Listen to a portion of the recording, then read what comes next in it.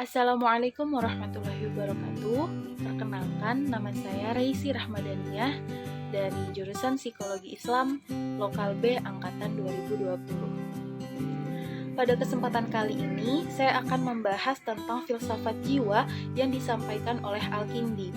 Dan video ini bertujuan untuk memenuhi penugasan ujian akhir semester dalam mata kuliah Filsafat Jiwa Islam dengan dosen pengampu Ibu Anida Maghfirah MPSI. Nah, sebelum kita membahas pemikiran Al-Kindi tentang jiwa, ada baiknya kita mengenal dulu nih, siapa sih itu Al-Kindi? Nama lengkap Al-Kindi adalah Abu Yusuf Ya'qub bin Ishaq bin Sabbah bin Imran bin Ismail bin Ash'ats bin Qais Al-Kindi, dan lahir di Kufah yang sekarang Irak pada tahun 185 Hijriah atau 801 Masehi pada masa Khalifah Harun al-Rashid dari dinasti Abbasiyah.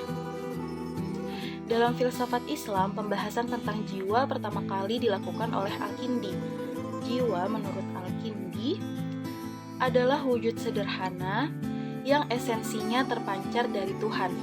Jiwa bersifat spiritual, ketuhanan, terpisah, dan berbeda dari badan.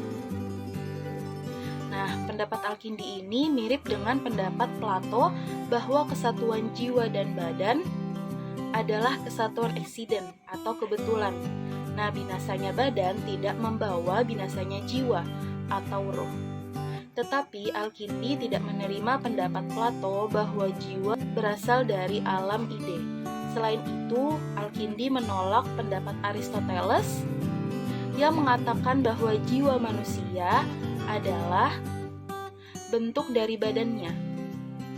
Pendapat Al-Kindi tentang keabadian jiwa yaitu jiwa itu abadi setelah berpisah dengan badan. Setelah manusia meninggal, jiwa yang bersih kembali kepada alam yang tinggi yang disebut dengan alam kebenaran. Yang menjadi hakikat manusia adalah rohnya. Menurut Al-Kindi, roh itu merupakan substansi yang berasal dari Tuhan. Roh berbeda dengan jasad. Roh mempunyai wujud tersendiri yang lebih mulia dan lebih sempurna, sedangkan jasad hanyalah alat bagi roh. Al-Kindi menjelaskan bahwa jasad mempunyai hawa nafsu dan sifat pemarah, sedangkan roh menentang keinginan hawa nafsu dan sifat pemarah itu. Dan dengan perantara roh, manusia memperoleh pengetahuan yang sebenarnya. Dan menurut Al-Kindi, jiwa manusia itu mempunyai 3 daya, yaitu daya berpikir, al-quwah al-aqliyah, daya marah, al-quwah al-ghadabiyah, dan daya syahwat, al-quwah al-syahwaniyah. Di dalam Al-Quran, surah Al-Isra ayat 85, Allah berfirman, A'udzu billahi minasyaitonir rajim. Wa yas'alunaka 'anir ruh. Qulir ruhu min amri rabbi wa ma utitum minal ilmi illa qalila. Yang artinya, dan mereka bertanya kepadamu Muhammad tentang ruh. Katakanlah, ruh itu termasuk urusan Tuhanku, sedangkan kamu diberi pengetahuan hanya sedikit. Kemudian Allah juga berfirman dalam Quran surah As-Sajdah ayat 9 yang berbunyi, Tsumma sawwahu wa nakha fihi min ruhihi wa ja'ala lakumus sam'a wal absara wal af'idah qalilan ma tashkurun. Yang artinya, kemudian dia menyempurnakannya dan meniupkan roh ciptaannya ke dalam tubuhnya. Dan dia menjadikan pendengaran, penglihatan, dan hati bagimu, tetapi sedikit kali kamu bersyukur. Dari firman tersebut jelas bahwa penciptaan ruh atau jiwa merupakan pemberian kehidupan bagi tubuh sehingga ada organ-organ yang berfungsi. Menurut Al-Kindi, jiwa itu kekal dan tidak hancur bersama hancurnya badan. jiwa tidak hancur karena substansinya dari Tuhan.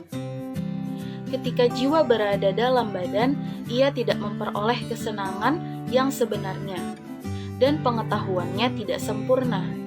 Ketika setelah ia berpisah dengan badan, ia akan memperoleh kesenangan yang sebenarnya dalam bentuk pengetahuan yang sempurna. Setelah berpisah dengan badan, jiwa pergi ke alam kebenaran atau alam akal di dalam lingkungan cahaya Tuhan, dekat dengan Tuhan dan dapat melihat Tuhan. Tempat inilah kebahagiaan yang abadi akan dirasakan oleh setiap jiwa yang suci. Nah, itu tadi pemaparan materi mengenai filsafat jiwa Al-Kindi. Jadi kita dapat mengetahui nih, siapa itu Al-Kindi, apa saja pemikiran-pemikiran Al-Kindi, dan beberapa ayat yang menyampaikan tentang jiwa. Cukup sekian dari saya, semoga ada hikmah yang dapat diambil dari video kali ini. Sekian, wassalamualaikum warahmatullahi wabarakatuh.